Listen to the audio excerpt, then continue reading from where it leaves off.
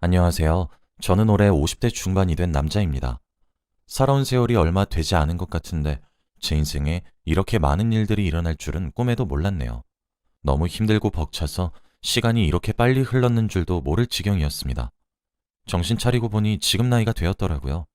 지금은 과거의 아픔을 많이 털어버렸고 새 출발을 했어요. 그래서 홀가분한 마음으로 이렇게 글을 쓰게 되었습니다. 다들 저의 이야기를 들으시고 많은 힘이 되셨으면 좋겠고, 벼랑 끝에 서 있는 기분이더라도 결국엔 다 끝날 테니 힘내셨으면 좋겠습니다. 저는 아내와 결혼 정년기에 결혼을 했어요. 평범한 연애 끝에 결혼을 했고, 저와 아내는 남들과 다를 것 없는 결혼 생활을 했습니다. 아이 계획은 없었지만 서로를 아끼는 마음은 있었습니다. 저희 부부는 뜨거운 신혼생활은 아니었지만 그래도 안정적인 가정이 생겼다는 거에 저는 결혼 생활을 만족하고 있었죠. 그런데 결혼을 하고 한동안 너무 평화롭고 아무런 일이 일어나지 않았는데 갑자기 저에게 충격적인 소식을 듣게 되었습니다. 저와 아내는 주기적으로 병원에 가서 건강검진을 받는데 그날은 건강검진 결과가 나오는 날이었어요. 그런데 제가 암에 걸렸다고 합니다. 저는 아무 말도 나오지 않았어요. 제가 암에 걸릴 거라고는 꿈에도 몰랐습니다.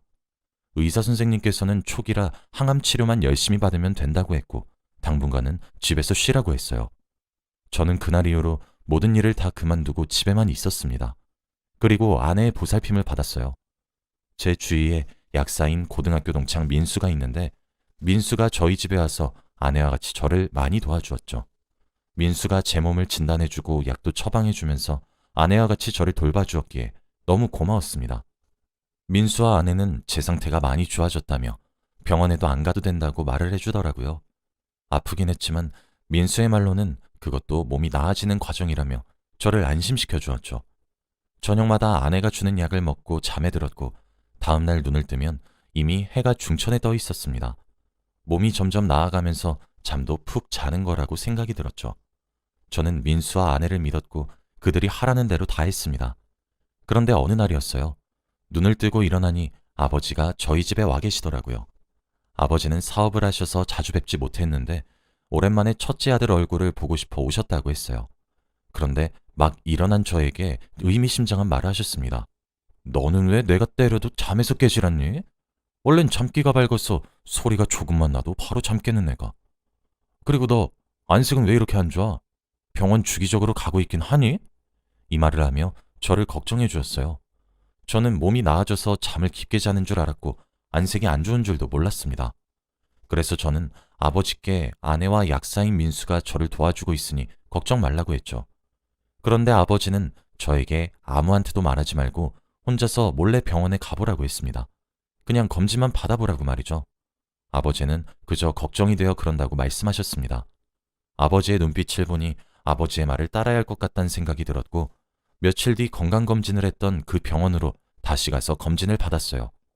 그런데 의사 선생님께서 저에게 하시는 말씀은 정말 충격적이었습니다. 왜 이제서야 오셨어요? 그리고 왜 이렇게 수면제 많이 드셨어요? 치료받으러 나오시라고 해도 그렇게 연락이 없으시고 아내분한테 말씀 못 들으셨어요? 제가 그렇게 연락을 했는데? 저는 의사 선생님의 말을 듣고 뒤통수를 한 대 맞은 기분이었습니다. 의사 선생님께서는 암이 더 악화되었다고 했고 당장 제대로 된 항암 치료를 받아야 한다고 했어요. 그리고 아내가 저에게 저녁마다 준 약은 바로 수면제였습니다. 저는 아내와 민수에게 미친 듯한 배신감이 들었어요. 제가 믿었던 두 사람한테 이런 일을 당하니 말도 나오지 않을 정도로 화가 나더라고요. 그리고 저는 그날 집으로 가서 아무 일 없다는 듯이 행동을 했습니다. 지금 이 상황에서 그들에게 화를 내도 달라질 건 없다고 생각했거든요. 아내는 그날 저녁도 여느 때와 다름없이 약들을 들고 방으로 들어왔어요. 그리고 제가 약을 다 삼키는 걸 지켜보고 난 후 방에서 나가더라고요. 저는 아내 몰래 약을 먹지 않았고 아내가 나간 후 약을 뱉었습니다. 그리고 자는 척을 했어요. 아내와 민수는 제가 자는 줄 알았나 봅니다. 저는 당연히 제가 자면 민수는 자기 집으로 돌아가는 줄 알았어요. 그런데 그게 아니었습니다. 아내와 민수는 자연스럽게 소파에 앉아 같이 TV를 보았고 둘이서 다정하게 있더군요. 그리고 민수는 충격적인 말을 했습니다. 내가 봤을 때 쟤 가망 없어. 그러니까 우리 얼마 안 지나서 같이 살 수 있어. 그동안 눈치 보느라 많이 힘들었지. 같이 시골에서 농사도 짓고 강아지도 키우면서 살자 여보. 그들은 이 말을 하면서 서로를 여보라고 부르며 마치 연애라는 것처럼 보였습니다. 저는 그들의 배신에 할 말을 잃었어요. 저와 제일 친한 친구와 제 아내가 불륜관계라뇨? 어떻게 이런 일이 일어날 수 있죠? 그리고 그들은 제가 얼른 그들의 곁을 떠나기만을 기다리고 있었습니다. 제 옆에 그들을 두었다는 게 너무 한심하고 억장이 무너지는 듯한 기분이었어요. 저는 그들을 도저히 지켜볼 수 없었고 화가 미친 듯이 나서 당장 그들을 내쫓고 싶었습니다. 그래서 다음날 아침 아내가 아침약을 들고 제 방에 들어왔을 때 저는 아내가 들고 있던 쟁반을 엎었어요. 그리고 제가 알고 있는 모든 사실들을 다 말했습니다. 내가 너희들 사이 모를 줄 알아? 어떻게 나한테 이럴 수가 있어? 이 말을 하면 당연히 민수 아내는 저한테 사과를 할 줄 알았습니다. 그런데 그 둘은 오히려 뻔뻔하게 굴었어요. 야, 너 우리 없었으면 이렇게까지 오래 못 살았어. 우리가 얼마나 중요한 사람인지 네가 생각해봐. 여보, 가자. 민수는 제 아내의 손목을 끌어잡고 방에서 나갔고 그들은 짐을 챙겨 저희 집에서 나갔습니다. 그들은 며칠이 지나도 집에서 돌아오지 않았어요. 집이 너무 적막했고 쓸쓸했습니다. 저는 하루 종일 울고 있었고 아무도 저를 위로해 줄 사람이 없었죠. 그때 누군가 저희 집 초인종을 눌렀습니다.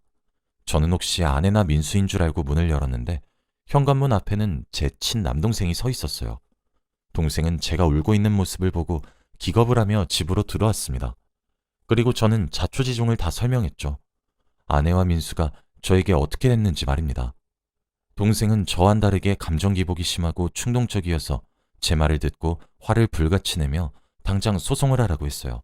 당장 변호사를 선임해서 그들을 콩밥을 먹이자며 말이죠. 저보다 더 화를 내는 동생을 보고 많이 위로가 되었습니다. 하지만 저는 그들을 소송할 생각이 없었어요. 소송 과정에서 그들의 얼굴을 다시 마주치기도 싫었고 질질 끌면서 시간 낭비하는 기분일 것 같았거든요. 그래서 저는 소송을 하지 않겠다고 하니 동생은 제가 답답하다고 하더라고요. 동생은 당장 자기가 아내와 민수를 찾아가서 혼쭐을 내주겠다고 했지만 제가 말렸습니다. 제발 가만히 있으라고 말이죠. 그리고 저는 그들에게 할 복수는 잠시 뒤로 한 채 건강관리에 힘을 썼습니다. 공기 좋고 사람 없는 시골로 내려가서 지내기로 했어요. 동생은 제가 혼자 있으면 위험할 것 같다며 시골집에 같이 내려가 살았어요. 혼자 있는 것보다 확실히 동생과 같이 있으니 금방 괜찮아지는 것 같더라고요. 동생이 워낙 활발한 성격이라 집안 분위기도 많이 띄워주었습니다. 그리고 병원도 착실히 다니며 항암 치료를 열심히 했죠. 저는 몇 달간의 치료 끝에 기적적으로 완치 판정을 받았어요. 그동안 너무 힘들었고 고생했는데 드디어 이 고통을 끝낸다고 생각하니 너무 감격스러워서 눈물이 다 나더라고요. 제가 우는 걸 보고 동생도 옆에서 같이 우는데 너무 감동이었습니다. 동생이 그동안 제 옆에서 저를 도와준 게 말로 표현할 수 없을 만큼 고마웠습니다. 그리고 저는 다시 집으로 돌아와 동생과 행복하게 살았죠. 같이 텃밭도 가꾸고 여행도 다니면서 행복한 시간을 보냈습니다. 마을 아주버님들도 저희 형제가 이렇게 사이가 좋으니 보기 좋다고 하시더라고요. 그렇게 행복한 시간들의 연속이었어요. 몇 년이 흘렀던 것 같아요. 전 와이프가 민수와 어떻게 지내는지 전혀 소식이 없었고 그들이 어떻게 사는지 전혀 궁금하지도 않았습니다. 지금 동생과 함께 살고 있는 이 삶이 저는 너무 행복했거든요. 그런데 이렇게 행복한 것도 오래가지 못했어요.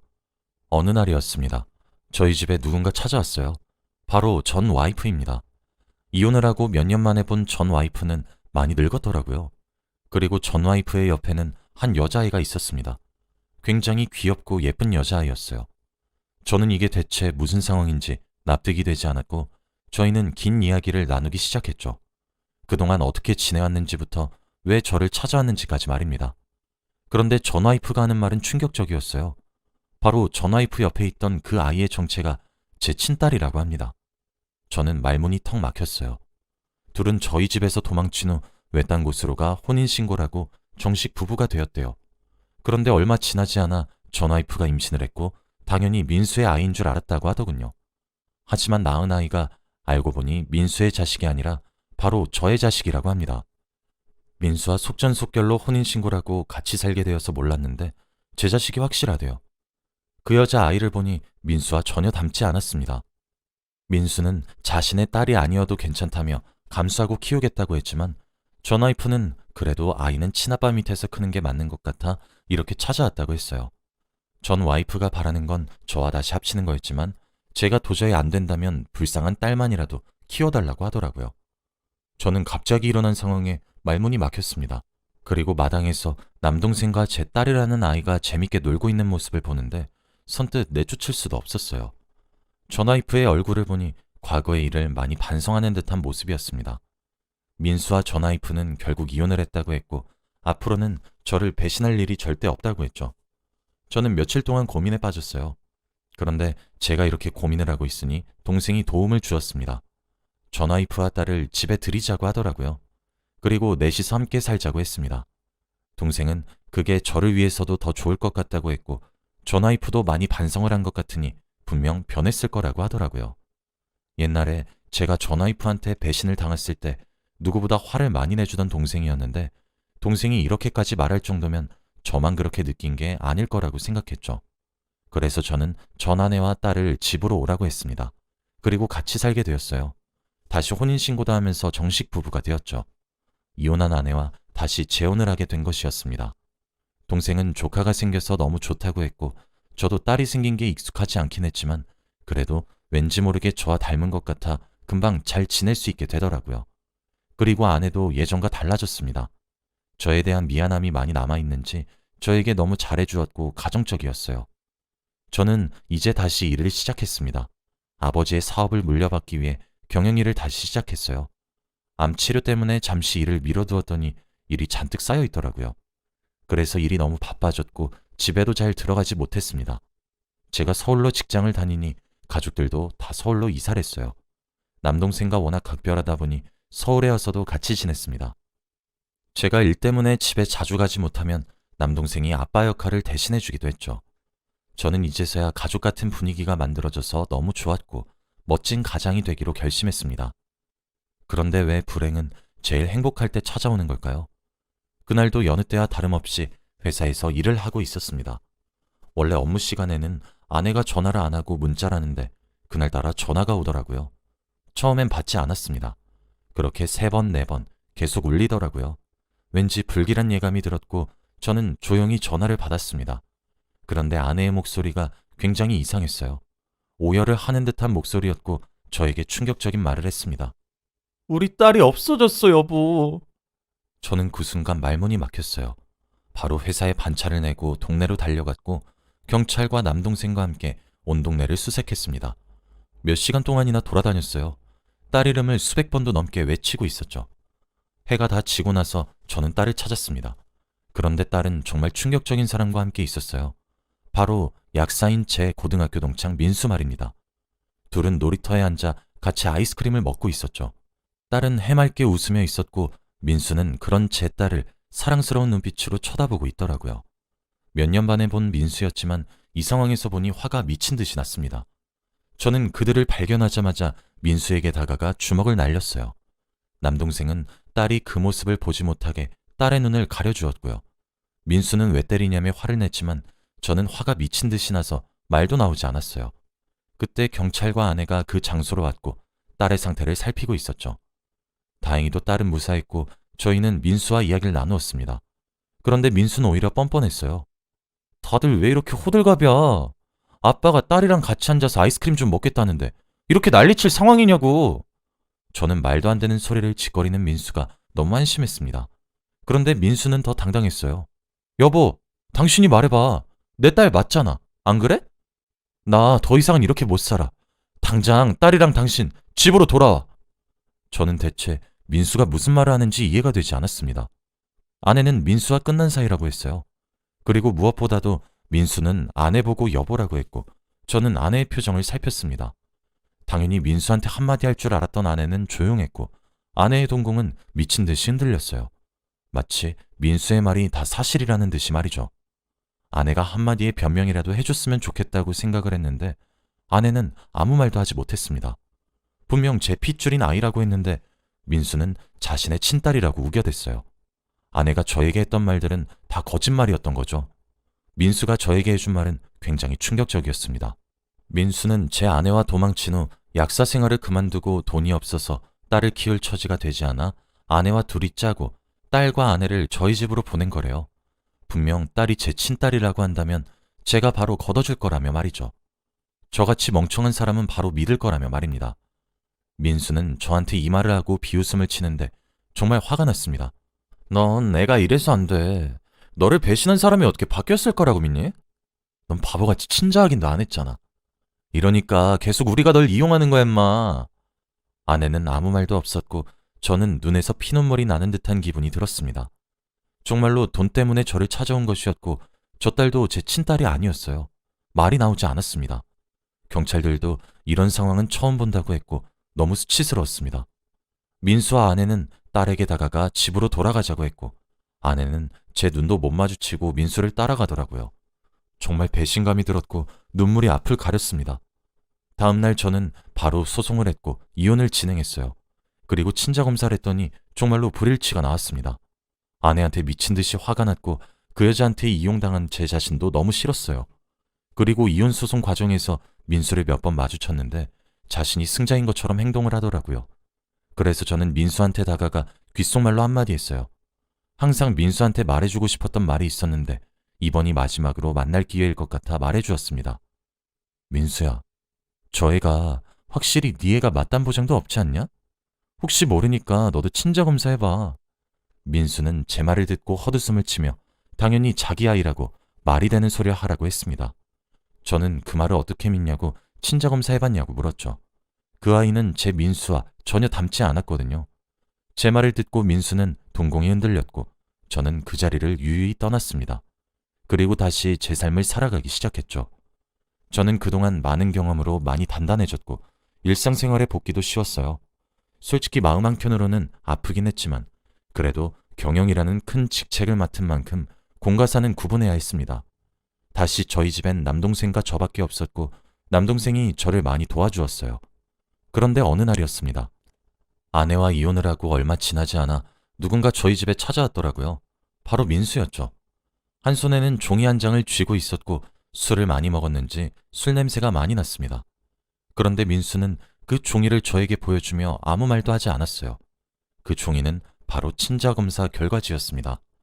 전 와이프의 딸과 민수가 친자검사를 했는데 결과가 엄청나게 충격적이었습니다. 바로 불일치였거든요. 아이의 친아빠는 민수가 아니었어요. 정말 놀랐어요. 민수가 그렇게 자신만만해했는데 자신의 딸도 아니었습니다. 대체 전 와이프는 누구의 아이를 임신한 걸까요? 민수는 제 앞에서 오열을 했고 자신의 신세를 한탄했어요. 그리고 대체 누구의 자식인지 하나도 모르겠다고 합니다. 저는 그런 양아치 같은 여자가 한 사람도 아니고 두 사람한테 거짓말을 했다는 게 화가 났어요. 그래서 저는 당장 경찰서에 신고를 했습니다. 그렇게 상습적으로 거짓말하는 사람은 제대로 된 처벌을 받아야 한다고 생각했거든요. 그렇게 경찰의 도움으로 모든 사람이 경찰서에 다 모였습니다. 그리고 저와 민수는 그 여자를 고소하려고 했어요.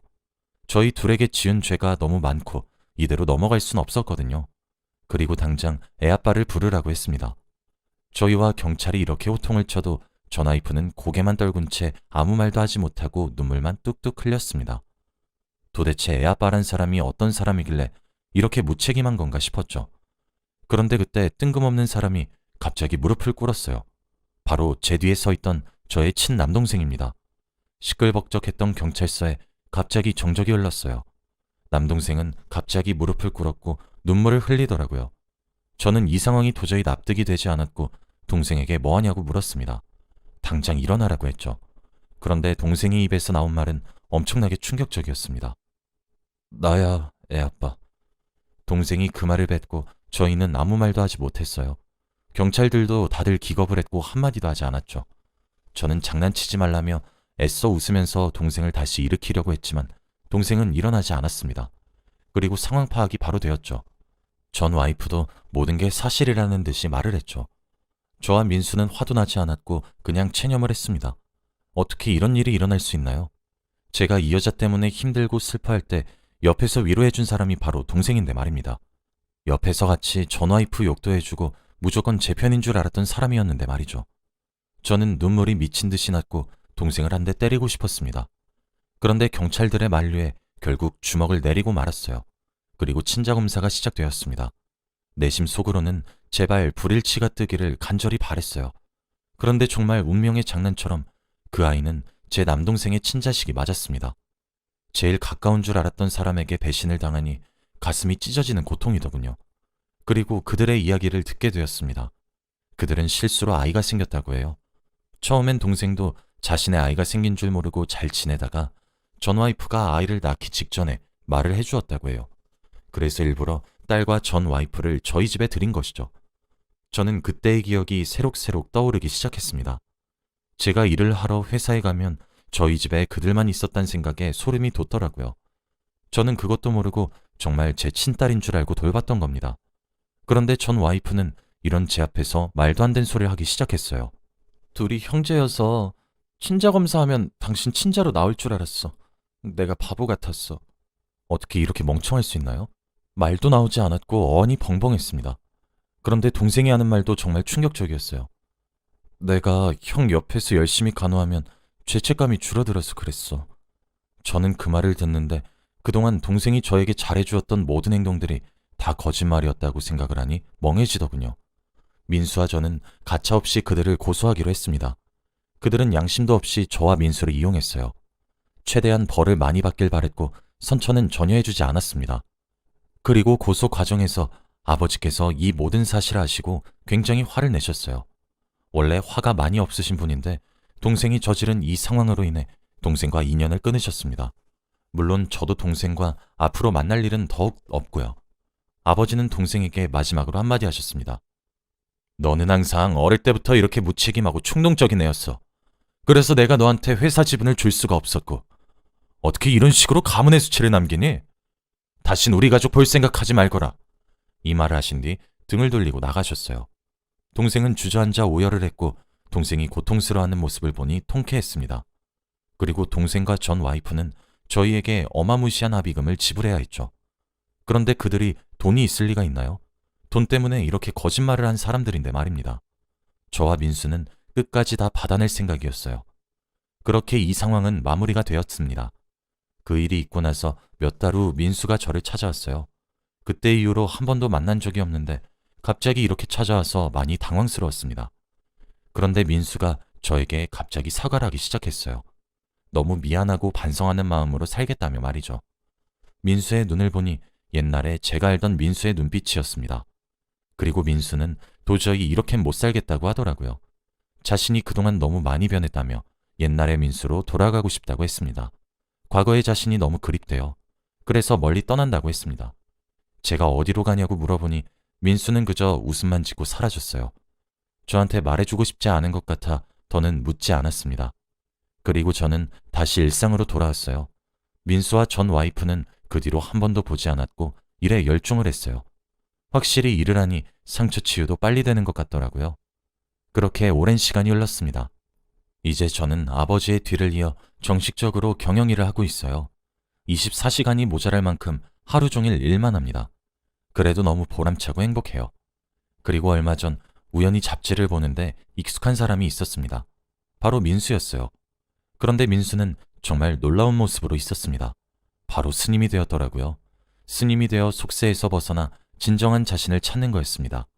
사람들에게 좋은 영향을 끼치고 있는 것 같더라고요. 정말 다행이었습니다. 그리고 전 와이프와 동생은 아직도 이자를 갚고 있어요. 원금도 제대로 갚지 못했습니다. 저는 그들이 평생 고통스러웠으면 좋겠어요. 여러분은 이런 일 겪지 않으시길 바래요. 저의 이야기는 여기까지입니다. 들어주셔서 감사해요.